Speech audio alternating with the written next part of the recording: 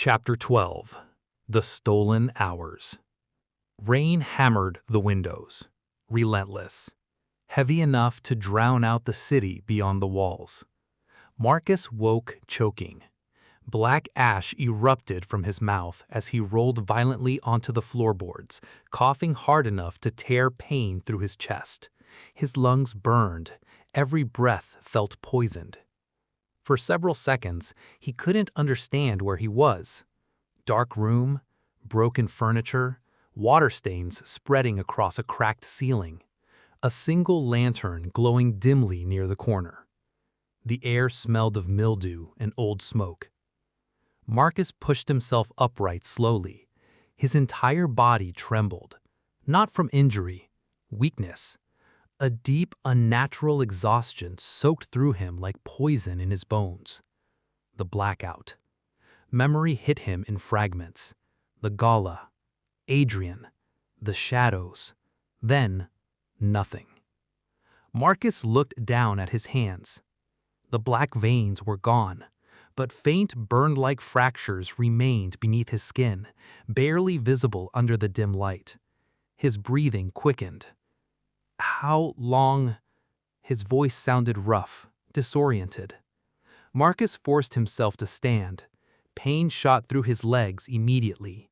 He stumbled against a nearby wall, nearly collapsing again. The room spun slightly. His healing had repaired the visible damage, the stab wounds, broken ribs, cuts. But mentally he felt hollowed out, fogged, like part of him had been scraped away during the blackout. Rain slammed against the windows again. Marcus turned slowly. The safe house looked abandoned for years. Rotting wallpaper peeled from concrete walls, while old newspapers scattered across the floor beside empty food cans and military supply crates. Someone had brought him here, or dragged him here. Marcus's eyes widened suddenly. Time. He grabbed for his wrist instinctively. Still there. His watch. The glass was cracked, water-stained, but working. Marcus stared at the hands. His pulse stopped. No. The second hand ticked calmly forward. Hours. Too many hours. Marcus stumbled toward the cracked bathroom mirror mounted near the sink. Rainwater leaked steadily from exposed pipes overhead. He looked terrible.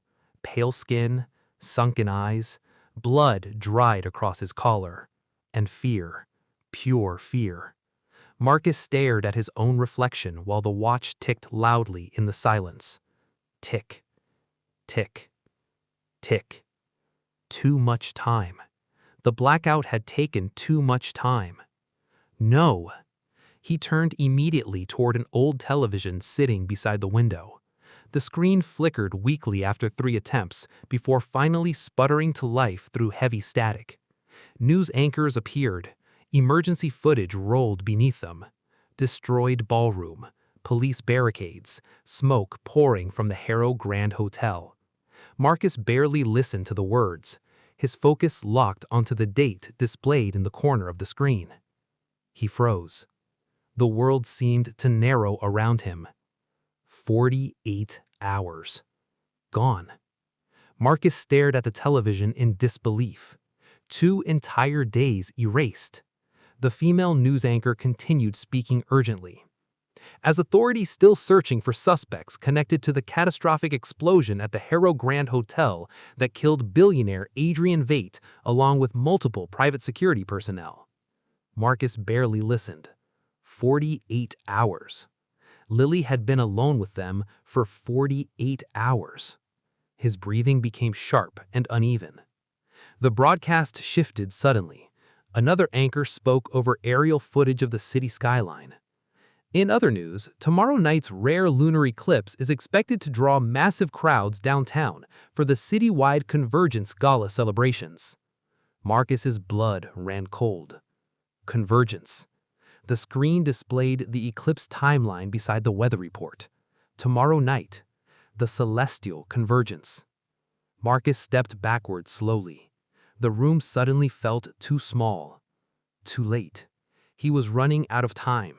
The blackout had stolen almost everything. Rainwater dripped steadily from the ceiling as Marcus stared at his reflection in the cracked mirror beside the television. Terrified, helpless, and somewhere under the city, his daughter waited for a ritual that would happen tomorrow night.